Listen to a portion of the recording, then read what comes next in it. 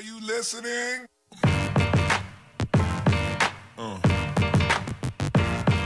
Yeah. Yeah.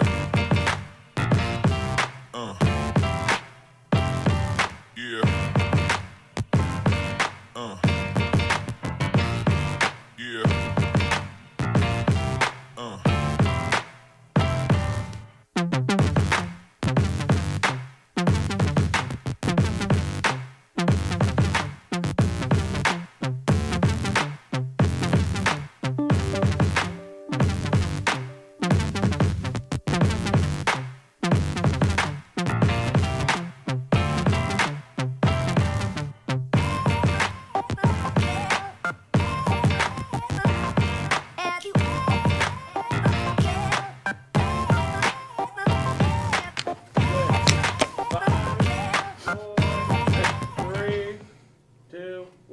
Welcome, ladies and gentlemen, to Sports Talk in the Burgh. I'm Logan Carney here, as always, with the great one, Ian Kist, and the man with the perm, Matthew Simkovic Jr. That's a perm. My grandma gets a perm. I don't have a perm. I don't know what this is, but I don't have a perm. Well, guys, we'll keep the perm talk for later, but, you know, now it's March Madness. Our winter sports team seasons are ending, so why don't we just dive right into the show, right?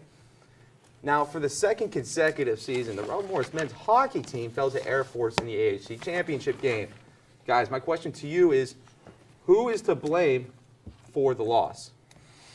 I'm going to have to say I was there. I was in Rochester. I was watching the games, covering them for Century Media. The Air Force defensive zone was just an impenetrable barrier. Along with that, the Air Force D was blocking all of the shots that the Colonials seemed to take, and then Francis Marat let up 4 soft ones and ended up getting pulled early in the first 5 minutes of the second period. So basically, what you sounds like you're blaming, more, you give credit to the Air Force defense, so partially bring the Robert Morris offense there too, and you're blaming, Francis Marat, who I agree with you deserves the blame, but who you're not blaming is Coach Derek Scully. The team came into this game, they looked very underprepared. Yeah. I mean, you gave up 2 goals in the first 3 minutes. They looked tired, if anything, I would say. And, you have to take into account that literally less than 24 hours beforehand, they had beaten the #1 seed in the AHC. And that's great and all, but it's the championship. You got to be prepared. That game was in the past. You had to move on from that game. And my thing is the power play goals. Berkusik with the 1 power play, 5th in scoring. Where was Brady Ferguson, the power play scoring machine? Not existent. That's who I put the blame on. You put it on. Guys, now it's time to ask, what is next for RMU men's hockey? Who will step into Brady Ferguson's role in the post-Fergie era next season? Or is there no one that you see replacing him? This is good for men's hockey as opposed to, women's hockey, who's going to be losing their best player that we'll get into later, in the fact that the men's team has is a lot deeper of a team than them. They got guys that they're not going to be losing, like Tonge, Lynch, Luke Lynch, Alex Tonge, and then, of course, Francis Marat's just a sophomore. And there were games, in the playoffs, especially those first couple rounds, he was phenomenal. Yeah. Phenomenal. And yes, there were games that he struggled. Best hockey I've seen him play. He needs to get better in, but they have a good core there that they will be fine without Brady Ferguson. You see, one name that you left off there was you left out Mike Loria. Mike Loria, as a transfer junior, had 30 points for us this season in 41 games played, which isn't phenomenal. It's not Brady Ferguson to where he's going to be getting NHL caliber looks, putting up numbers like that. But as far as someone to replace that role as the goal scorer on the ice, Lynch for me, Loria for sure. Tonge, definitely. Tonge, definitely, yeah. I agree with all those, but the one name that you don't replace Fergie, but with him, but one guy I want to see step up is Eric Israel. I mean, I think he's stepped up with the block shots as he's replacing big man, raw man. I think a lot of people underestimated how big he played a role, so the defense took a hit this year, but I think he's someone to keep an eye on. Look for him to have a monster senior season. I mean, it's good for Robert Morris. They had 5 guys score at least 30 points last year. 3 of them are going to be returning. Yeah, I mean, another big name, you mentioned him earlier in the last segment, was Nick Perkusik. As only a freshman, he finished, I think you said, 5th in scoring. So that's going to be another thing to look out for as far as that. Now, unfortunately, the women's basketball team lost to St. Francis. What does the team need to do to learn from their mistakes and win the NEC tournament next season? You guys are big basketball guys. Ian, let's hear your side first. Turnovers. Got to fix the turnovers. I mean, Ikematsu, Megan Callahan, and Nina Augustin they're freshmen. They were all in top 5 and turning the ball over this season. Those 3 are going to probably be maybe starters next season. All 3 of them started the game against Drexel with an injury to Jocelyn Jones, forced Nina Augustin to make a start in the WNIT, and 22 total turnovers. I mean, 15 or 16 in the first half alone. They limit it. I mean, Coach B made the adjustments, so they learned. I mean, it was a learning curve for them, and they put up great numbers this season, but they got to limit the turnovers because they gave up 21 points against St. Francis in the championship game off a turnover. Even that, they need their young guys, the young girls to play better in those playoff games. I mean, Ikematsu, who arguably their best player this year, easily definitely one of the best scorers in the entire country, let alone just for Robert Morris, was 1 for 8 in the St. Francis game, 0 for 4 from 3-point shooting, which is obviously her strong point, and she ranks right up there with all the top shooters in the country. Yeah. So they need more production out of her in these type of big games. I think they're going to be fine though moving forward. They're losing Jocelyn Jones, big loss, Megan Smith, big loss. They're losing some key players, but I think this team's going to be fine. I would love to see that down low. You're losing big Michaela Mulrain, a big, powerful player, but you replace her with Neka Zebo, who always is able to give the team some momentum coming off the bench. You'll see her in the starting lineup and lights out. I mean, honestly, the team defensively is strong. Yeah. The team defensively is strong. Coach B's done a wonderful job of going out and finding players that nobody else can find and turn into a team that can compete consistently in the NEC. It really, Robert Morris, they're losing some key players. We're not going to try and minimize that, but they got a lot of strong talent that's also going to be returning. Now, with the women's hockey season coming to a close, the team finds themselves in a similar situation as the men's, as we alluded to earlier, as in Brady Ferguson from the men's team, the women's team will now be without Brittany Howard. Now, guys, what does this program do to go forward as the Brittany Howard era comes to a close? Brittany Howard was one of those rare players that a team gets, and we were lucky enough as Robert Morris students, and the Colonials were lucky enough to grab her. And some player that I would really like to see step up next year is Kirsten Welsh. She's a really good two-way defenseman, and she comes without having most of the drawbacks that a normal, you would say, offensive defenseman have. So you don't see her. She was top in scoring. You don't see her rushing the puck though and losing it. You don't see her getting a lot of the negative sides. I feel like Kirsten Welsh is already there. She was just kind of living in the shadow of Brittany Howard, and I feel like now that Howard is gone, she is going to skyrocket to her potential, and she's going to make a huge impact for the Colonials team. And before the playoffs started on ArmyCentralMedia.com, I did an article how she's going to be, she's an impact player. And she's the top defenseman in scoring in the entire conference, and she's ranked nationally too. And she doesn't, most defensemen, they go on the offensive end and they kind of go stagnant and dry a little bit. But she's looking to make plays. She's looking to separate teammates, and she'll take a shot. And she's not afraid to move towards the net and get aggressive offensively. This team's going to be missing Brittany Howard. The team's built around her. The program was built around her the past 4 years. Yeah, face of the franchise without a doubt. I think personally that next year it's going to be very interesting to see where they go. I'll just see J.C. Gebhardt step up as well. Now that we have had some time to take in and digest men's basketball season, what are your thoughts on the men's basketball program? Is there a need for a culture change? What is Andy Toole's future at RMU? Will he leave Bobby Moe this offseason? I don't see Andy Toole leaving Robert Morris being a very viable option in the terms that we're not really a huge D1. We're not a big established program. We're not getting top. We're getting there. We're getting there, but RMU is just a stepping stone. I'd like to clarify, viable for Andy Toole or Robert Morris? Andy Toole, you said it's not a viable option. It's not for Andy Toole for Robert Morris. Okay, I don't think that we should.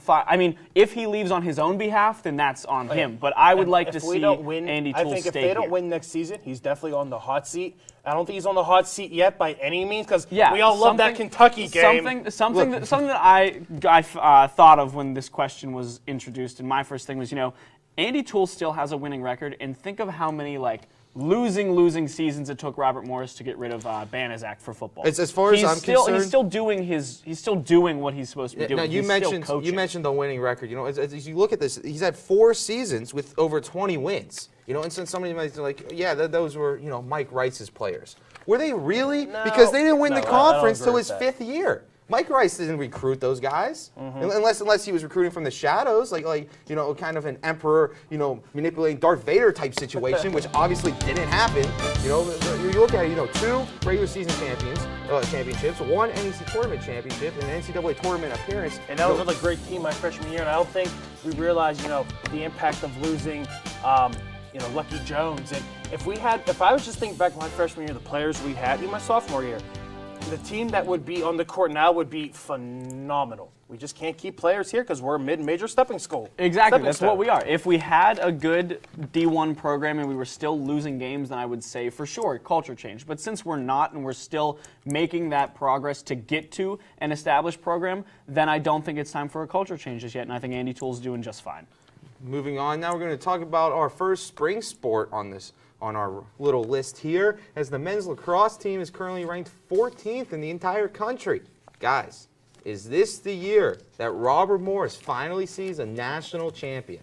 I mean, I don't see us winning a national title, but I see us upsetting a team if we make it to the NCAA tournament. Look at Penn State. Those are teams that we could face, and we took them down. I'm not going to say with ease, but I think we won. It was like 12-9, something around that. So we beat them by 3 goals. It wasn't like we got one at the very end.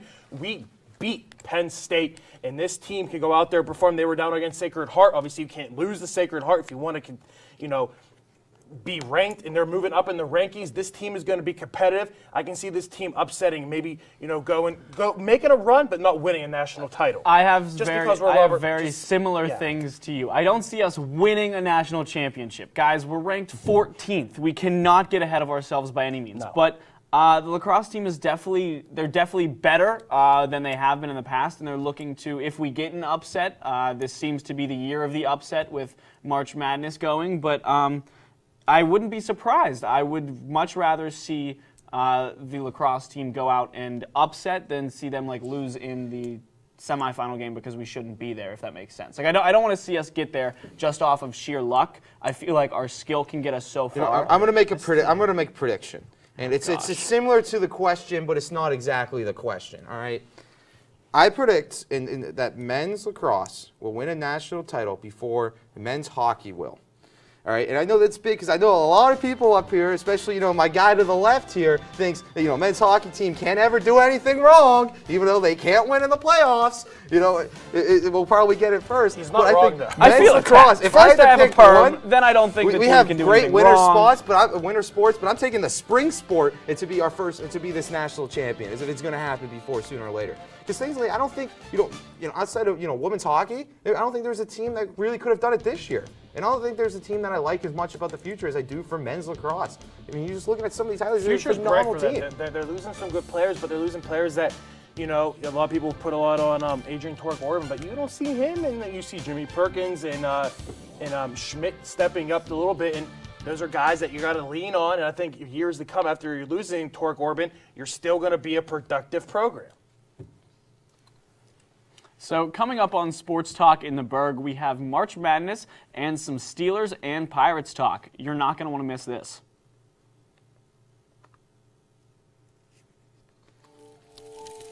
You should have attacked Bill lacrosse. I forgot it was on the rundown.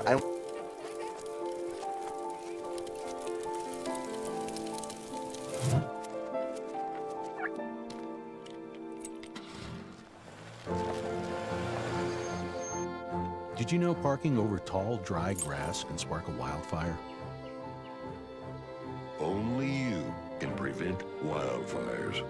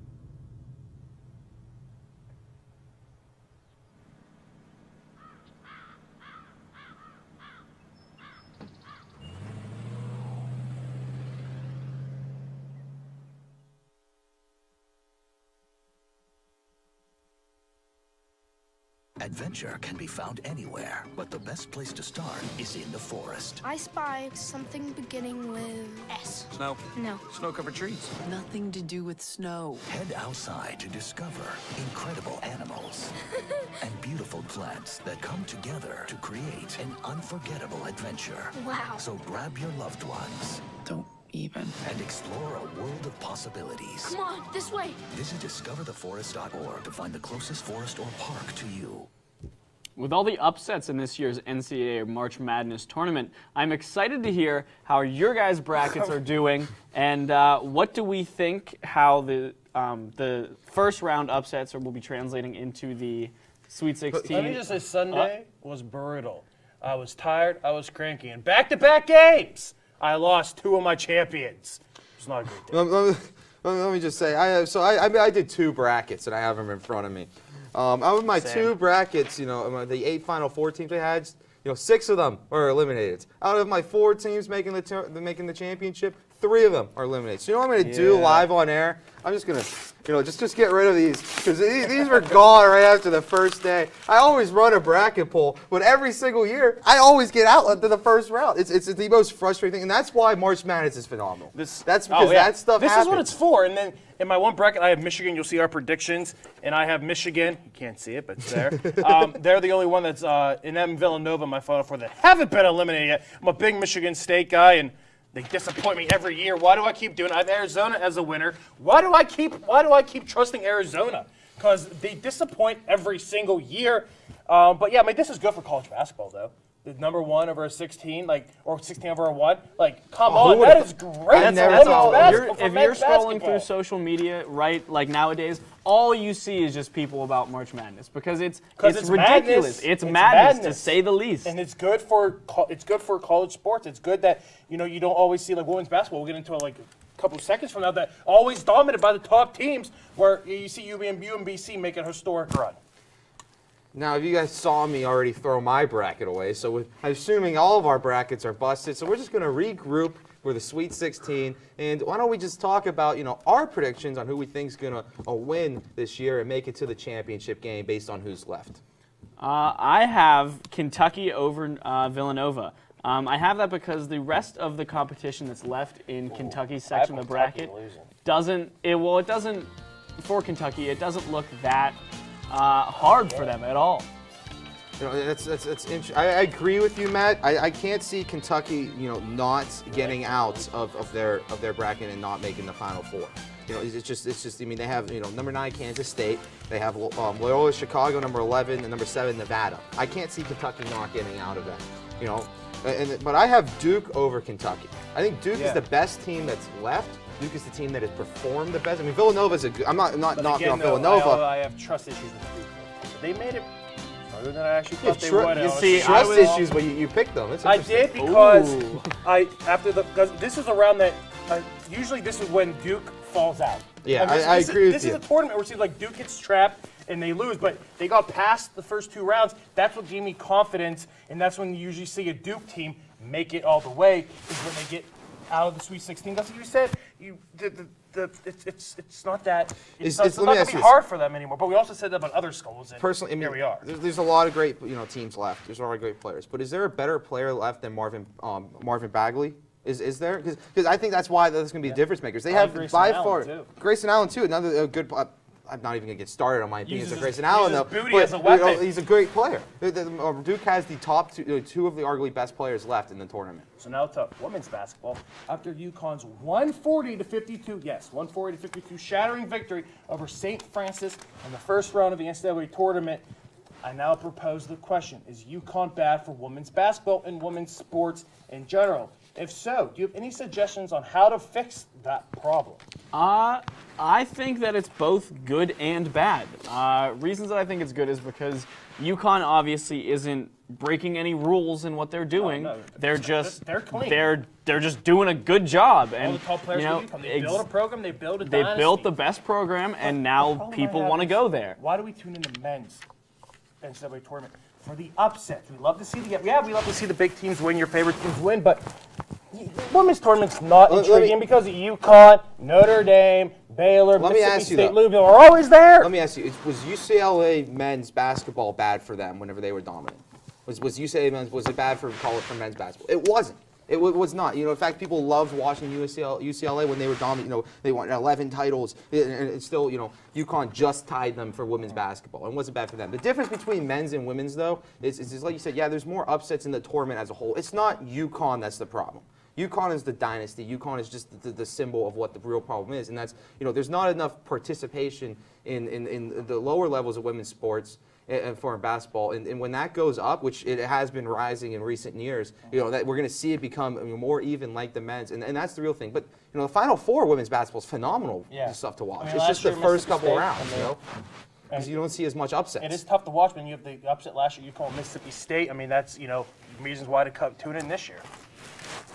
The Steelers picked up a new linebacker lately in the form of John Bostic, and that has people wondering, does this mean draft picks are to come next, and are the Steelers trying to replace the loss of Ryan Shazier and others with these new pickups? Now, I What do know you guys think? Yeah, I mean, but I thought they would just go into the draft and do this in the draft, but they're making moves outside the draft, which makes me think they may be using some picks for another position. Wink, wink. You talked about you were talking about the draft. You talked about John Bostic. He's not the person that really excites me when I'm looking at what they've done this offseason. When I'm looking at people that excite me, the guy that they signed was Morgan Burnett. Yeah, phenomenal defensive back. He's going to replace much better than Mike Mitchell is. He played Mike Mitchell. What?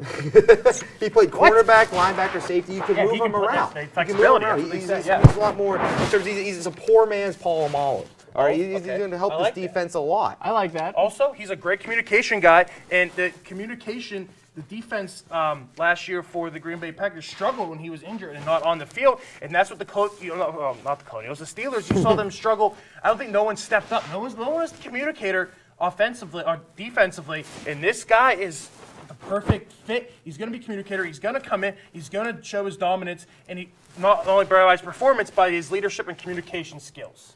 Now, it's not an episode of Sports Talk in the Burgh if we don't get heated over the Pirates. Guys, don't worry. Relax. It's time because I want to know what your predictions are about their upcoming season. A lot of people may. So they were 75 and 87 last year.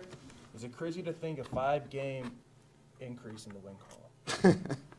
I mean, Or 2 games. I have them at 80 and 82 or 77 and 85.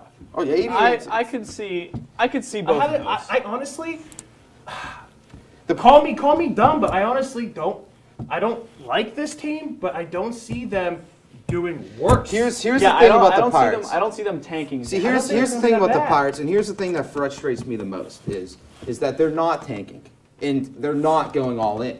They are going to be painfully average for the next 3 years until they finally get this. The thing is, they have good players at every position. They do. They have decent players at every position, but there's no star player. There isn't. I mean, maybe Marte comes back and performs after coming back from steroids and everything like that. Maybe Polanco finally has the breakout season that we've been asking for years. Maybe he can finally learn how to hit a lefty. That's what I'm hoping. That's what I'm hoping for. It's not like there's a Pablo Marte and Sanchez waiting in the Polanco have minors, the best. They need somebody to step up. The rotation is, there's a lot of young players to like. They're a team that looks average. I have them about 78 wins, which I think is generous, maybe That's a little more bit, than my 75, 78.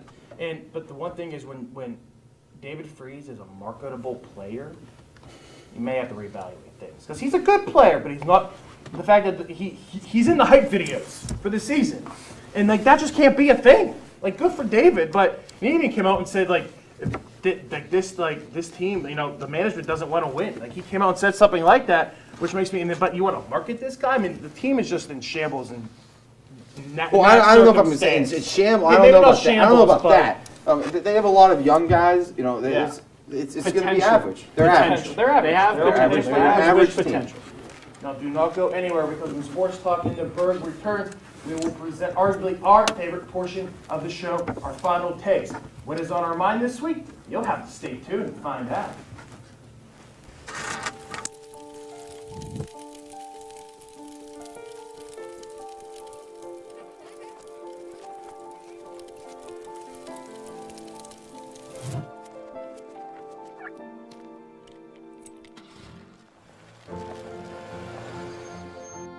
Did Did you know parking over tall, dry grass can spark a wildfire? Only you can prevent wildfires.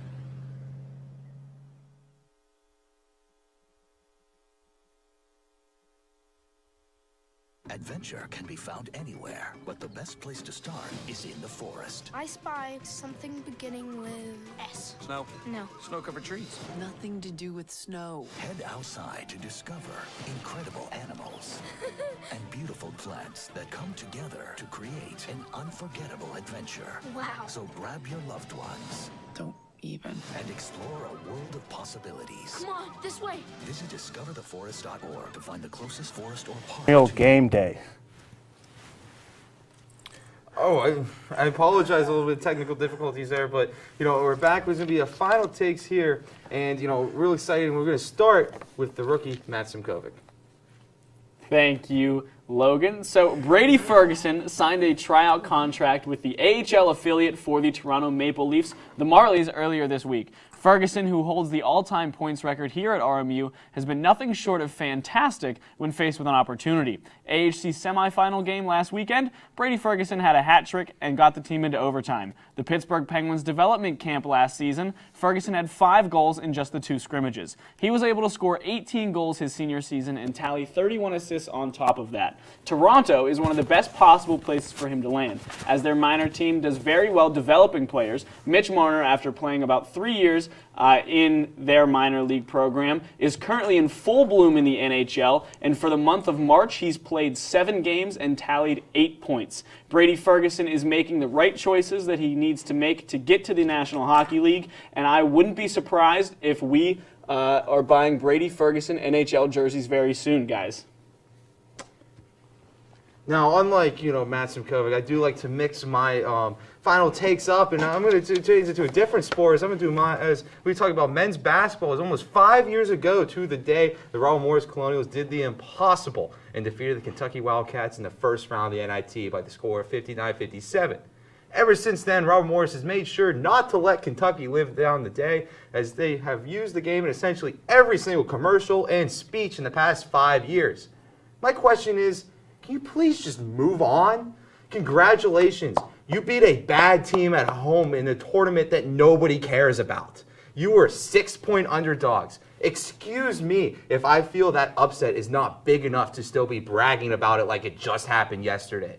To show how sad it is that this form of pettiness is still going on, just look at RMU Athletics' Facebook page, who compared it to the UMBC Virginia upset. Something that was historic. Something that took place in the real tournament. The one that people actually watch on TV. Army Athletics, just move on. Kentucky doesn't care, and frankly, nobody here cares. Yesterday, it was announced by WWE that Daniel Bryan was cleared to enter the ring as a superstar again after retiring from wrestling due to injuries, especially regarding concussions. And WWE Universe is like, yes, yes, yes. And I'm like, Understand that he is living his dream. He is fighting to live his dream. Daniel, I understand. Wrestling is your passion. It's your dream, but you have a wife and a baby. You suffer from seizures due to concussions in which you hid for some time. I also understand that you were cleared by top concussion experts as well as by the WWE medical team. You were one of my favorite performers. You in the Yes chant took WWE by storm. I am hoping you come back and win another championship. But please, if you run into more injuries regarding your neck concussions, step away for good.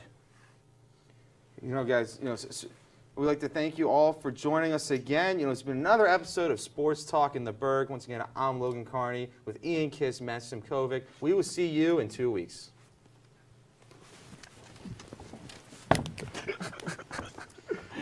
Oh, God.